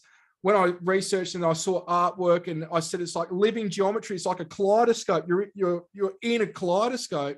That's when people are like, that's like a DMT trip. And I did research into that. And I'm like, maybe I'm producing a hell of a lot of DMT, and that's why I might be more open to experiencing these things on nearly a daily basis, basically. If not, I'm getting telepathic communication. So it could be a thing, correct me if I'm wrong, it could be a thing where it's a matter of, everybody can do it.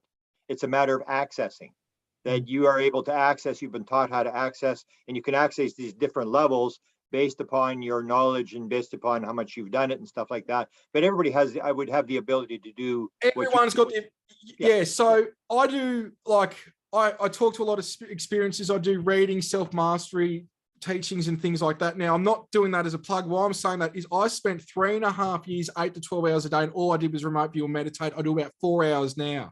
I've got my own sanctuary here.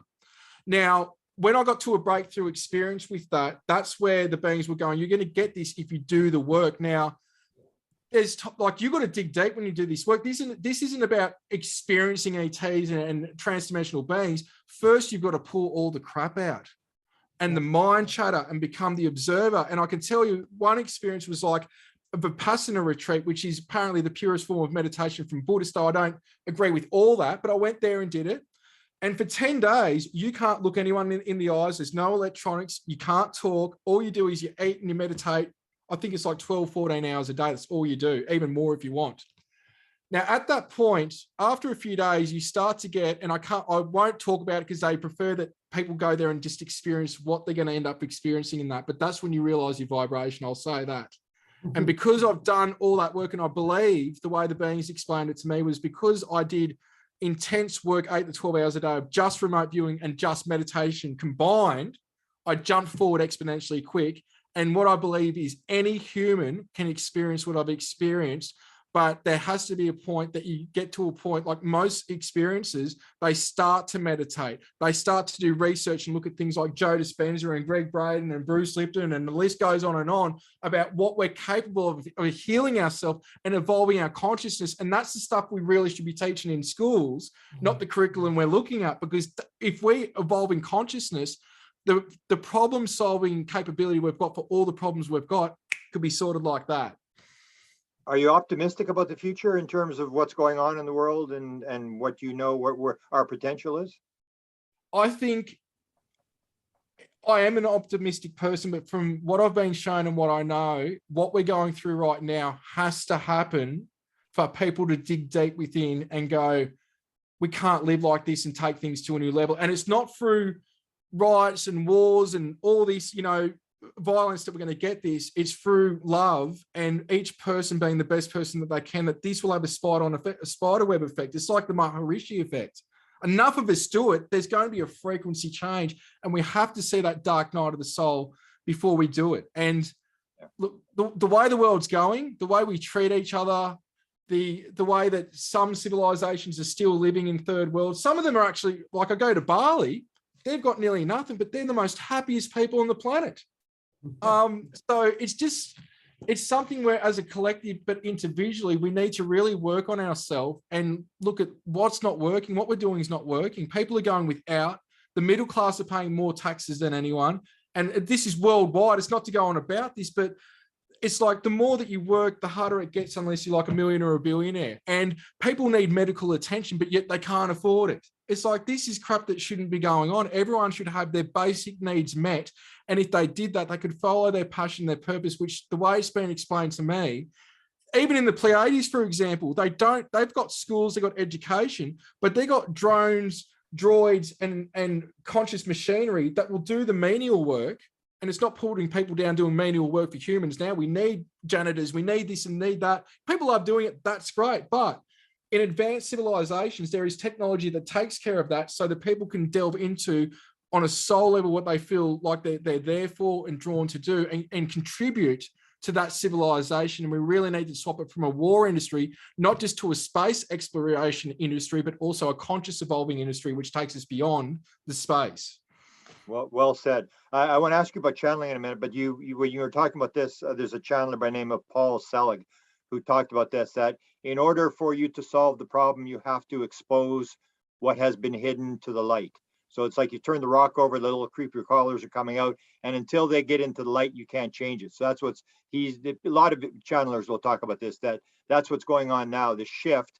But in order for the shift to take place, you have to see what's wrong, and it has to be exposed before you can actually change it. So yeah, so that leads to the question of channeling. You mentioned the video where you started, the voice changed, where somebody else started talking. Have you had the channeling sessions where they try to talk through you? Have you had that kind of stuff happening? I did, but I stopped because I leave and something else jumps in, and I can see all the beings that are working through the being in my body to articulate the information. But the last time I did it I've only done it 3 times, a hypnotherapy session. And the last time I cried for about 45 minutes when I came out. I couldn't talk. And it's because I came back into the body so quick that I understood why babies cry, because it was so heavy and dense when I got back, and I just didn't want to be here. So I stopped it after that. But I do it predominantly through automatic writing, which the Shiji material, which is 3 best-selling books in multiple countries, the book of Shiji, the book of Shiji 2 and 3, I was more comfortable through bringing the information through automatic writing. And what I'll say is you got to take it as just hearsay, because even me looking at, I hate the word channeling. It's not to put channelers down. I'm a channeler myself. I know that that's like with the work that I do, but I like to keep it grounded and say, look, this is what I'm getting, but what you do with it is completely up to you.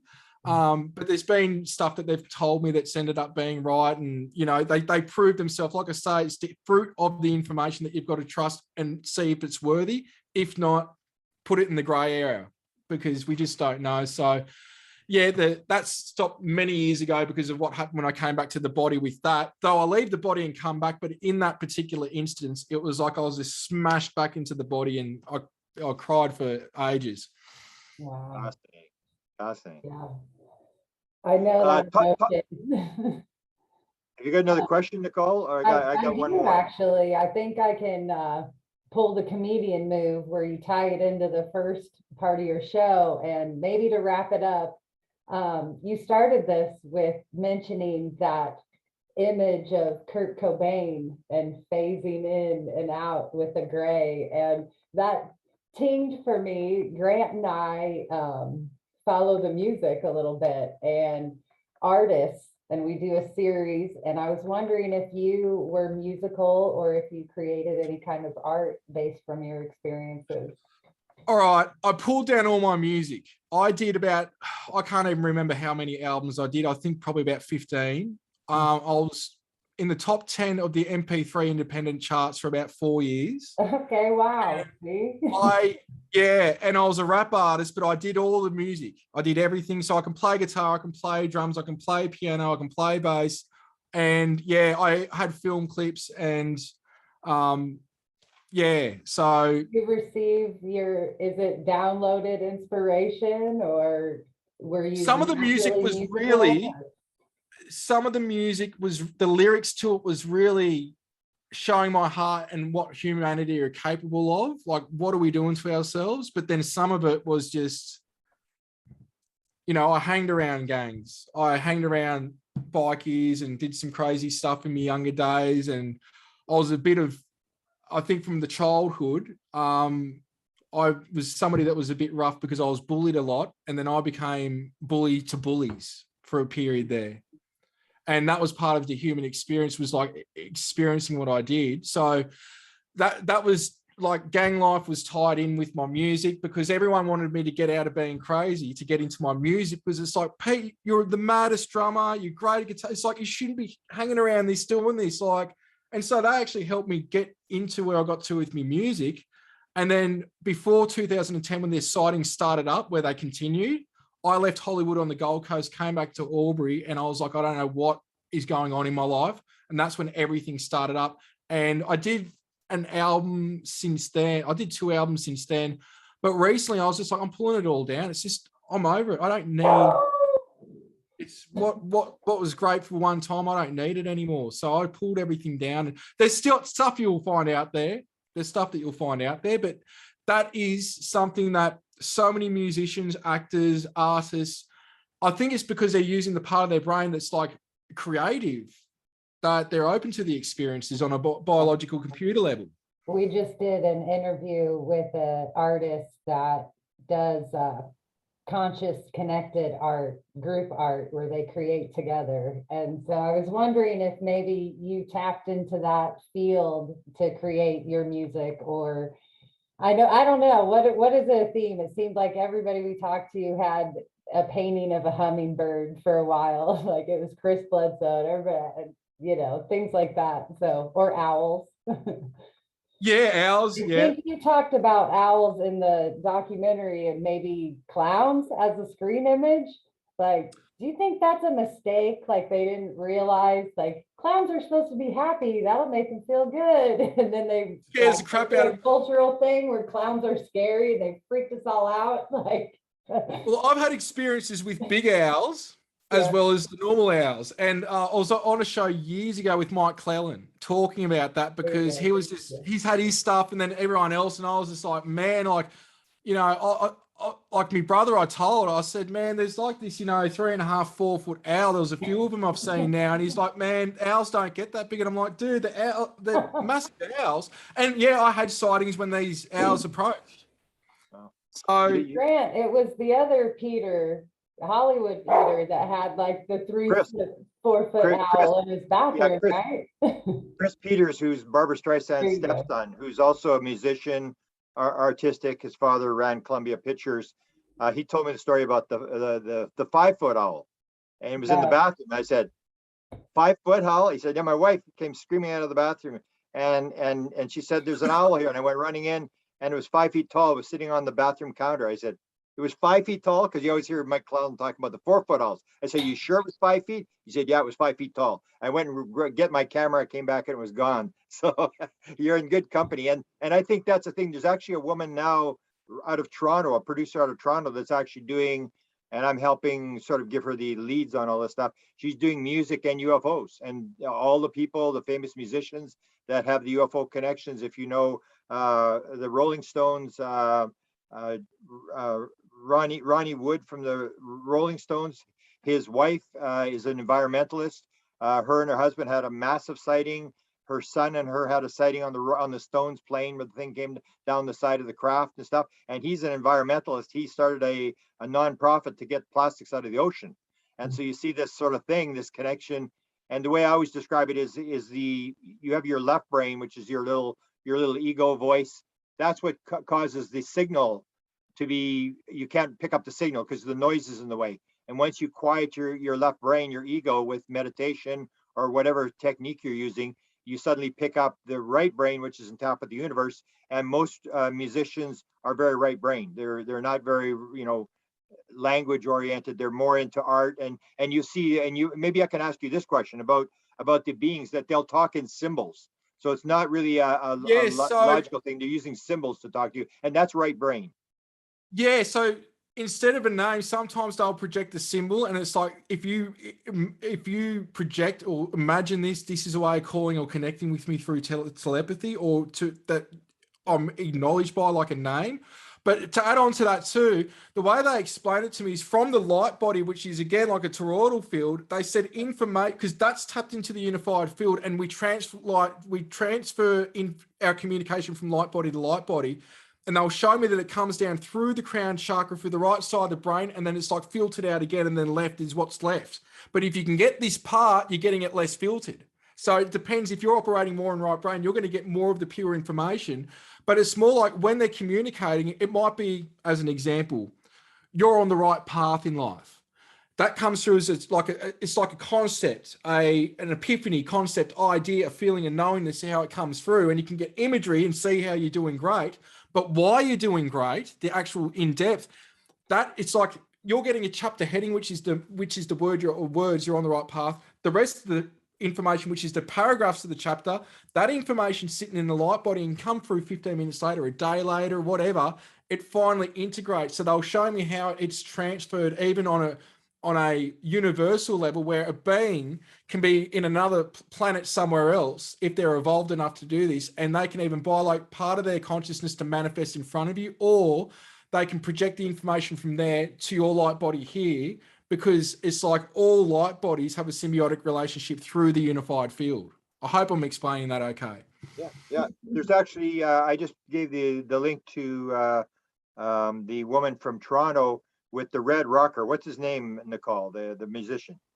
Sammy Hagar. Oh yeah, And that's what I was he talks about his saying. experience, and he's a pretty famous guy. He talks about they were 13 miles away, and he believed they were downloading stuff from his brain. They were tapped into his brain, and then he started coming through, and they said, "Oh, he's waking up, And he said they turned the signal off, and it just, but he knew they were 13 miles away. He knew exactly where the craft was, and they were linked into his brain, almost what you're sort of describing here.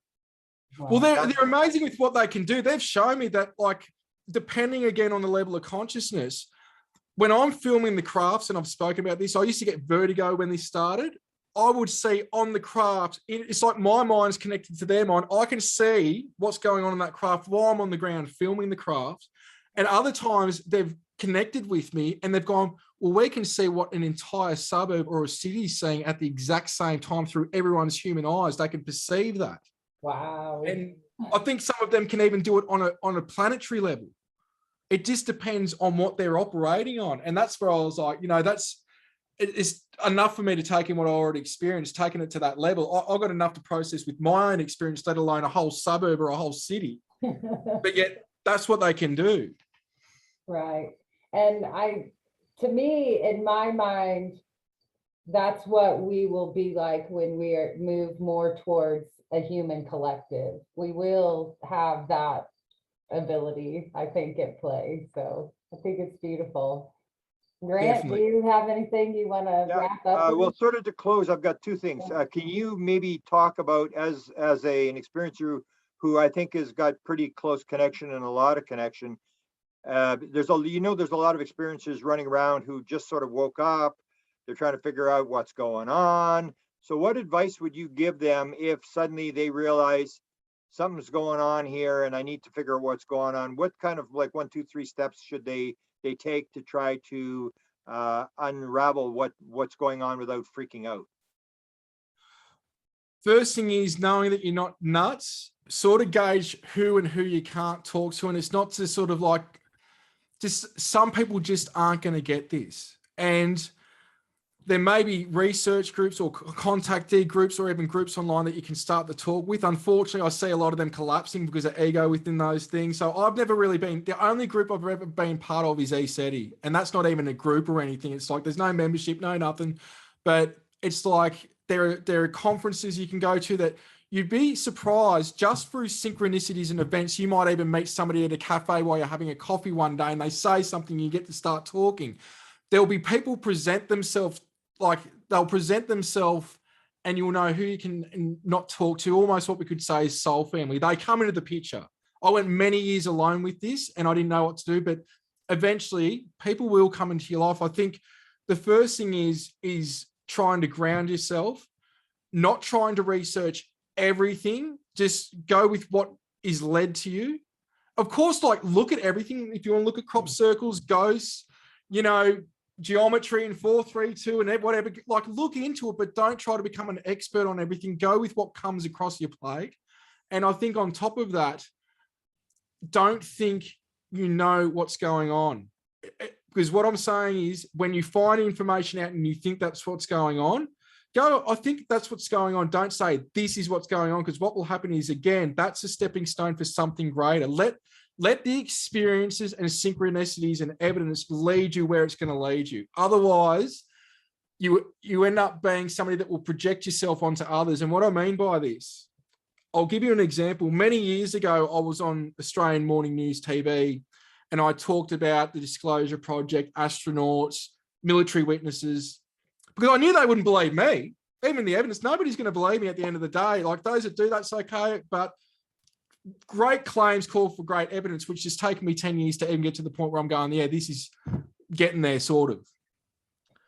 And I look back and I go, no wonder people thought I was nuts. Unless they've experienced it or they're open-minded to this, there's no way they can perceive or accept this as a possible reality. So the bottom line that I'm saying with that too is don't cause yourself heartache projecting yourself onto others and thinking and telling them that they're dumb if they don't believe you, or how do you think UFOs aren't real? Let those people be. It's just wasting your energy. Put your energy into something productive. And I'll tell you, one of the biggest messages I ever got from my experiences, and this is a main message that I'll say for those new experiences, is what you say and what you do affects everyone and every single thing. Wow. Everything. And it was so deep, that experience. I won't go into it, but what I'll say is that is something that I stand by and I look at before any big decision, anything I say to somebody with insight or trying to guide them. I always think, how's this going to benefit or help the situation or the person? And that's the bottom line. Wow. Okay, last question, then I'll turn it over to Nicole to close. Let's go through your documentary, which you showed the trailer for. Tell people what's going on, and you work with people. You have a website. Can you tell people, what you do and how people can get contact with you and how you can help them? Yeah, so I've got petermaxwellslattery.com, which is where the books and a lot of things are there. I've got clearing techniques for clearing negative influences and psychic attacks and things like that, which are a whole other thing.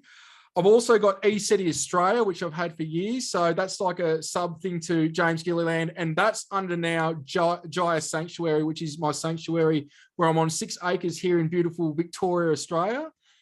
Beautiful regional area here. And basically what I'm focusing on now is having weekend workshops and events, showing people to tap into their own abilities and looking at what I can show as tools, not doing it my way, but go, look, these are different tools and techniques, put it in your toolbox and add it to what you know and see how you can evolve from that. And this is what I've dedicated my entire life, every waking hour to. So that's where things are at now. There's giasanctuary.com as well. But yeah, I do readings and clearings and things like that. But basically it's like, how can I help you help yourself? That's my motivation every day with what I'm doing. So that's where people can find me at petermaxwellslattery.com. And the documentary is coming out when, or when's the documentary? It's out October 18th, which isn't far away. I think, what, 9 days now or something, 8 days away. Oh, 8 days, 9 days Australia. I think 8 days for you. I'm just confirming on the platforms. It's going to be available on a lot of digital platforms, but I'm just waiting for that to be given to me in one go, which I'll be blasting on the social media website and everything else too. So I'm just waiting for confirmation of the streaming platforms and what have you.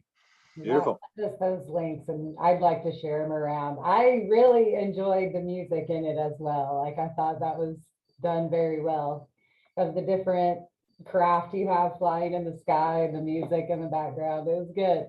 The whole thing was brilliant though. I loved it. I think it was put together so nicely. So Thank you. It's going to be good. But I guess I can wrap it up for us.